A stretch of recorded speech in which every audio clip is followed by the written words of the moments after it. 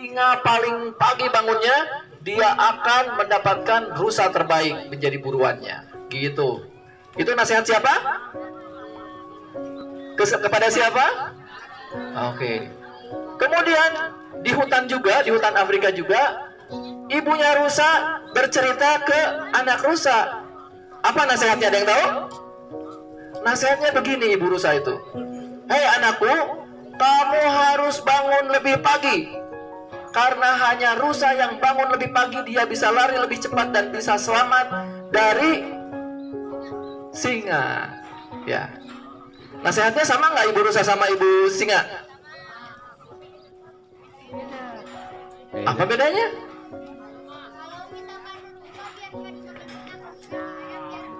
Iya. Tepuk tangan buat Teklisa. Wah, santri baru itu? Oh iya. Hebat ya. Itu udah denger cerita apa soalnya. Ya. Nasihatnya sama, tujuannya sama. Yaitu biar selamat. Buat singa, biar selamat dia harus makan. Menurut kalian singa itu perlu berapa kali mengejar rusa sampai dapat rusa? Apakah sekali langsung dapat? 2 kali? 3 kali? 10 kali? Mungkin dapat ke 10 kali, tapi belum tentu mungkin dapat. Jadi perlu lari. Jadi siapa yang punya kesempatan lebih banyak? Apakah singa atau rusa? Apakah kesempatan singa untuk mendapatkan mangsa atau kesempatan rusa untuk selamat dari kejaran singa? Lebih banyak mana? Kesempatannya lebih banyak singa atau lebih banyak rusa? Singa cuma 1 dari 10. Kalau rusa 9 dari 10 selamat. Ya, dari 10 kejaran rusa itu bisa selamat 9 kali, hanya 1 kena. Kalau singa dari 10 kejaran hanya dapat 1. Ya, jadi yang kasihan itu singa apa rusa? Ya, yang kasihan singa. Dia harus bekerja keras untuk dapat 1 rusa saja. Tapi kalau singa 10 kali lari baru dapat sekali. Nah, lebih banyak mana singa sama rusa di dunia ini? Rusa. Lebih banyak?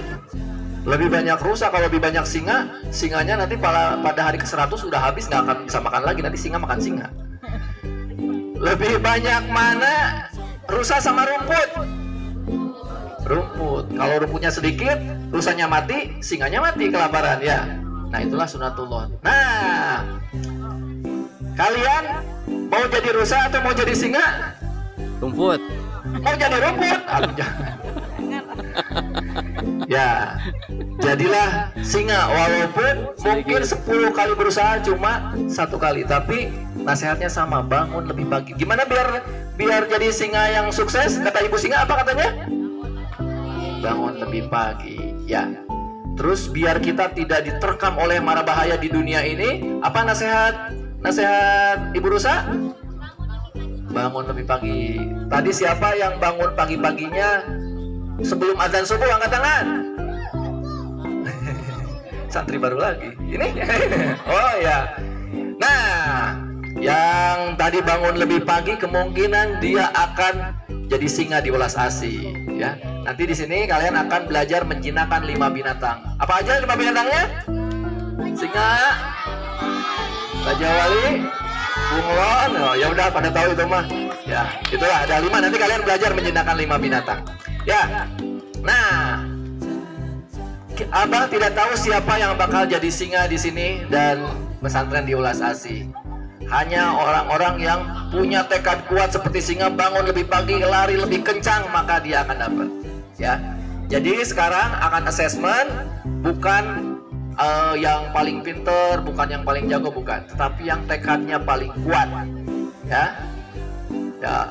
Ini semuanya punya kesempatan untuk jadi singa di Ulas ASI, jadi Raja Wali di Ulas ASI. Tapi siapa yang akan berhasil bukan karena orang tuanya siapa, bukan karena kepintarannya, IQ-nya berapa, bukan, tapi yang punya tekad lebih kuat. Ya, kalian sendiri yang nanti akan menentukan. Jadi nanti yang akan lolos di sini bukan yang paling baik, bukan, ya, mungkin yang paling cocok, ya, di Ulas ASI ini.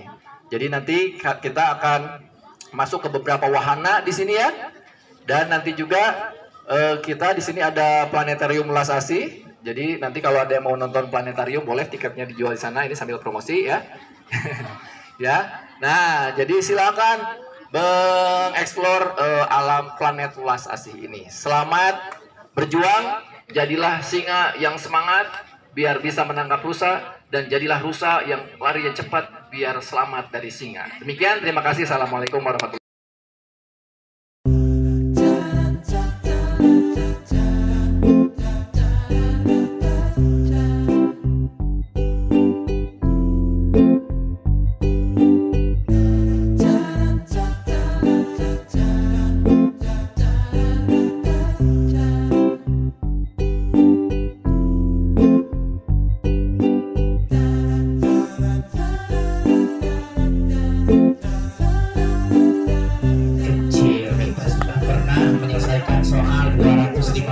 di PWA. Wah, keren ya. Apalagi kalau soalnya 10. Tambah kecil ya. Hebat, kalian sudah berusaha sampai akhir. Alhamdulillahirobbilalamin. Mudah-mudahan itu juga bisa. Yang pertama soalnya berapa? Kurang katanya 150. Yang kedua berapa?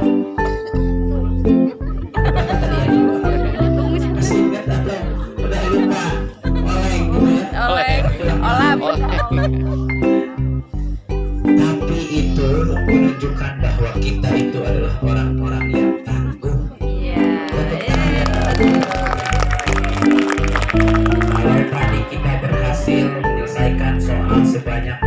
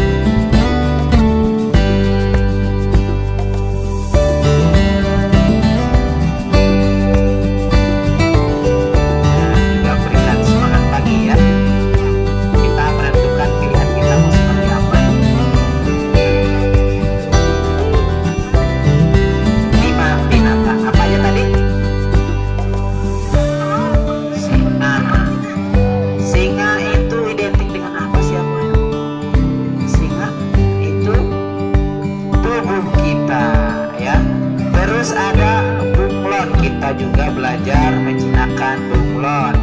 Kalau bunglon itu apa ya? Emosi kita lagi sedih, kita tahu ini teh lagi sedih. Dengerin lagu sedih, tambah sedih, ya.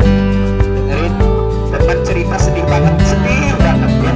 Nah, makin galau ya. Nah, yang penting kita mengetahui perasaan kita tuh sedang apa, gitu apa. Sapi apa? Aset kita. Jadi di PWA ini nggak boleh ada sapi mati.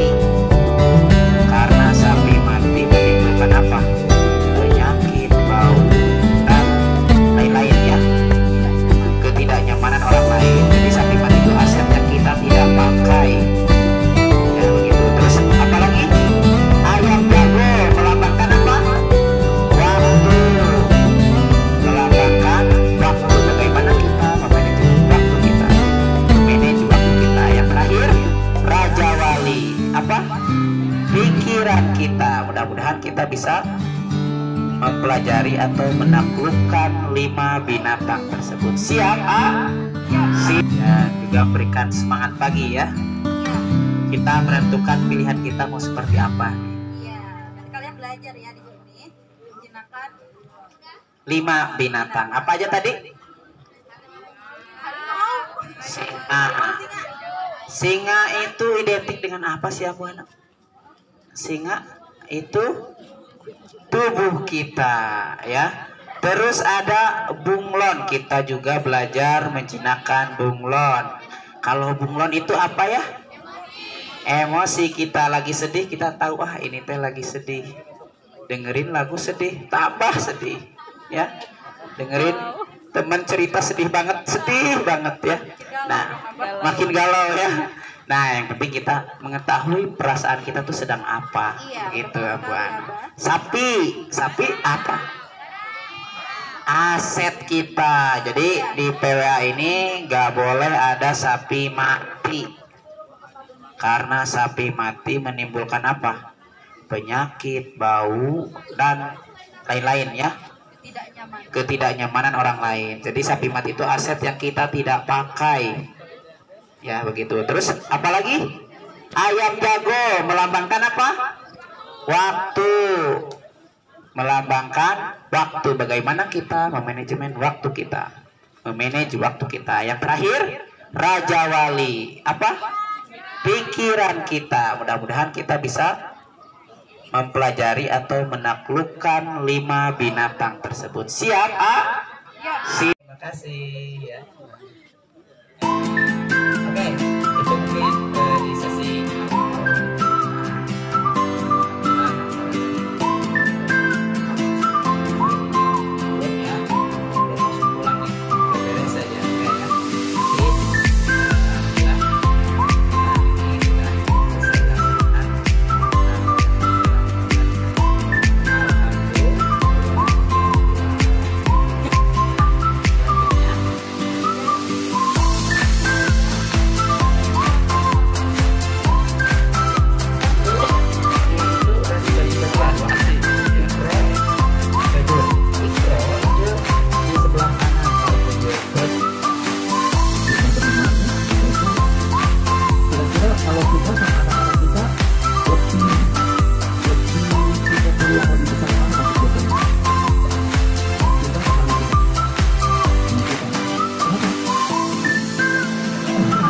Lu punya dosa. Pernah ada satu orang syekh yang besar gitu, syekh besar, diiringi banyak orang.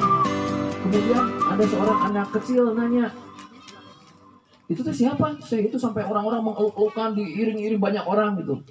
Kamu teh nggak tahu ya, itu teh syekh besar. Dia mengetahui 1000 alasan mengapa Tuhan itu ada. Gitu. Jadi syekh itu punya 1000 argumentasi tentang bahwa Tuhan itu ada. Terus kata anak kecil itu apa? Saya mah nggak punya perlu 1000 alasan. Saya mah tanpa alasan itu udah percaya sama Tuhan katanya. Jadi anak kecil mah nggak perlu alasan untuk tauhid itu. Karena fitrahnya beriman gitu. Nah, jadi dari fitrah Basel itu ada 8 yang ditanya nanti. Fitrah keimanannya, kemudian yang kedua fitrah bernalar, fitrah berakalnya. Karena pada dasarnya anak itu senang belajar. Kenapa ada anak yang tidak senang matematika? Kira-kira karena apa? Gurunya, ada guru matematika? Bapak saya guru matematika. Bagaimana dia mengidentifikasi dirinya sebagai laki-laki, sebagai perempuan, mengidentifikasi ayahnya yang memberikan sifat-sifat keayahannya, jalalia, kemudian sifat-sifat keibuan dari ibunya, sifat-sifat jamalia.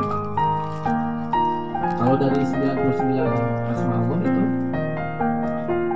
kan ada dibagi 2 ya, ada jalalia, ada jamalia, ada sifat keayahan, sifat keibuan. Lebih banyak mana Bu? Saya nanya ke ibu ini. Lebih banyak sifat keibuan dan lebih banyak sifat keayahan kalau dari 99 asma Allah. Kalau kata ayah, Ayahan. Itu keegoan berarti. Besok insyaAllah ada sesi sama orang tua yang akan saya bicara tentang pendidikan future proofing ke depannya bagaimana.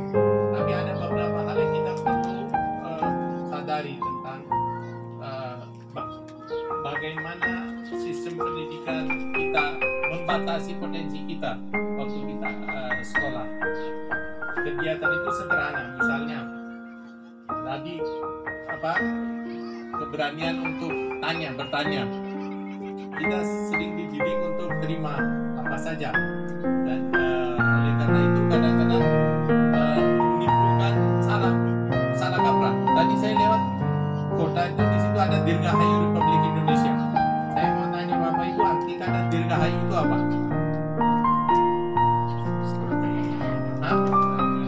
Selamat apa?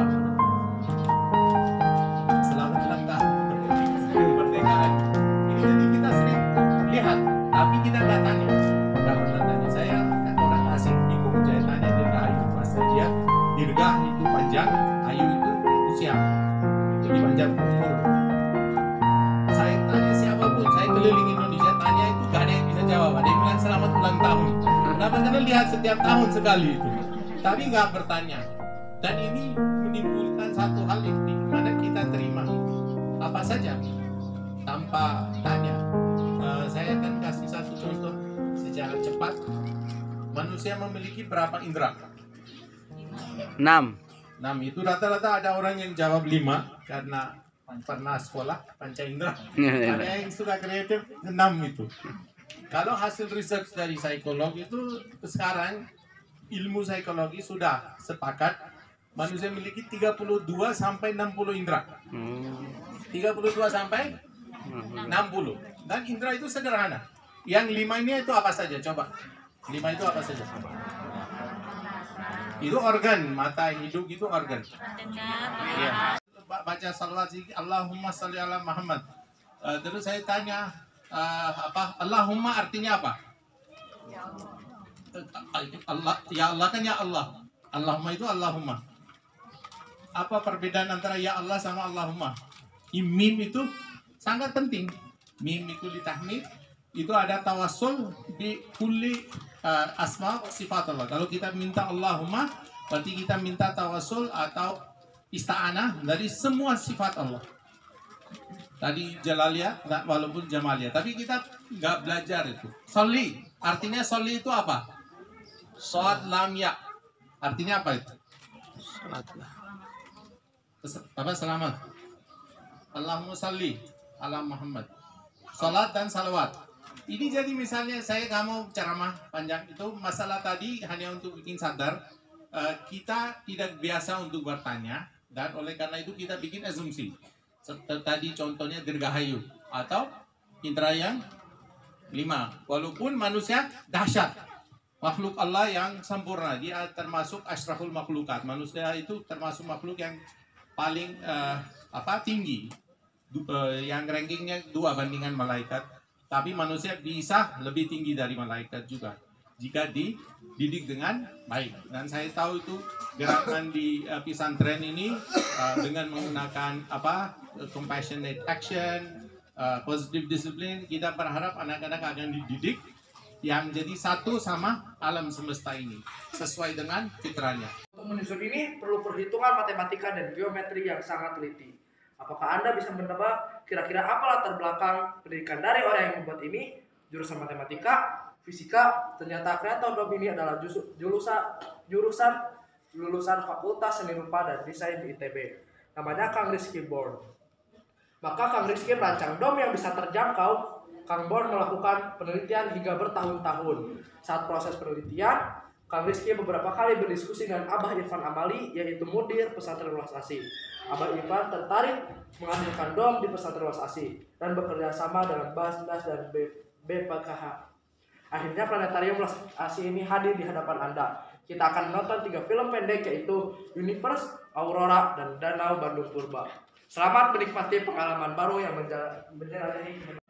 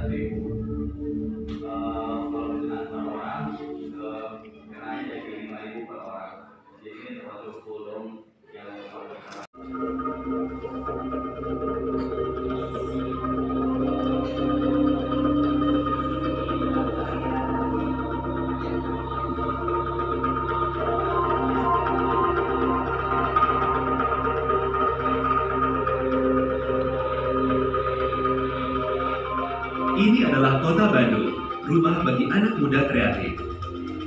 Mungkin kamu adalah salah satu di antaranya.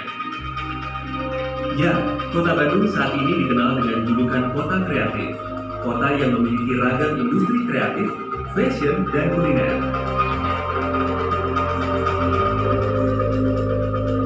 Ini adalah rupa Kota Bandung saat ini.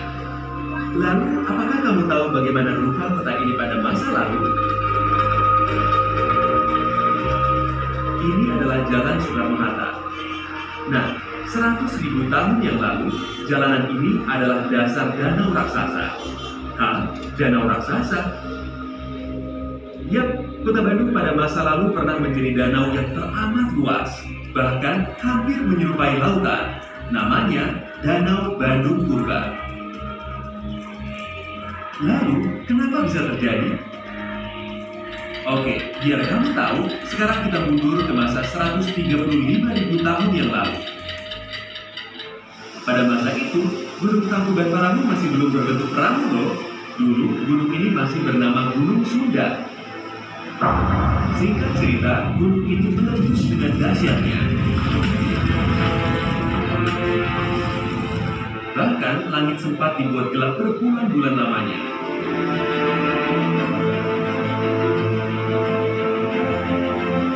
Kemudian, endapan letusan gunung ini menyumbat aliran Sungai Citarum.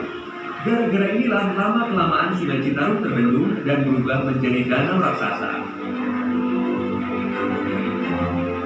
Saat Bandung masih jadi danau, banyak sekali binatang-binatang yang hidup di sini. Misalnya, badak cula satu, banteng bertanduk panjang, kijang, hingga gajah. Saat ini sebagian dari binatang-binatang tersebut sudah terancam punah. Ragam kehidupan bawah air pun gak kalah menarik. Inilah Bandung 100.000 tahun yang lalu. Terus, kalau kehidupan manusianya gimana? Ada dong. Dulu di sekitar Danau Bandung ada kehidupan manusia purba. Nama manusia purba ini disebut manusia pawon. Dinamai seperti itu karena kerangka manusia purba ini pertama kali ditemukan di Goa Pawon. Di Goa Pawon ini pernah ditemukan juga artefak-artefak yang berupa alat-alat rumah tangga dari bebatuan. Masyarakat Sunda setempat memberi nama Goa Pawon karena goa ini memiliki lubang besar pada atapnya yang mirip lubang perapian di dapur atau pawon. Tepat di atas goa ini ada taman batu loh. Nama kerennya Stone Garden. Di sini terhampar luas sisa-sisa batu karang peninggalan masa lalu saat wilayah ini masih jadi dasar lautan. Kira-kira 25 juta tahun yang lalu lah. Lama sekali ya. Pada 16.000 tahun yang lalu, Danau Bandung Purba mulai surut. Surutnya danau ini akibat jebolnya salah satu tebing atau dinding alami penahan air danau di daerah barat. Dinding yang jebol ini dinamai Cukang Rahong. Dari dinding ini, air terus mengalir melalui Sungai Citarum Baru menuju goa bawah tanah, yaitu Goa Sang Hyang Tikoro. Nah, seperti itulah kisah Kota Bandung pada masa lalu. Sejarah panjang kota ini dapat menjadi pelajaran berharga bagi kita semua. Bandung yang kini berpenduduk lebih dari 2,5 juta manusia masih memiliki alam yang subur dan indah. Tapi, kalau tidak dirawat, sejarah dan keindahannya akan hilang dan terlupakan. Oleh karena itu, warisan sejarah Kota Bandung ini perlu kita lestarikan agar menjadi harta berharga bagi generasi selanjutnya.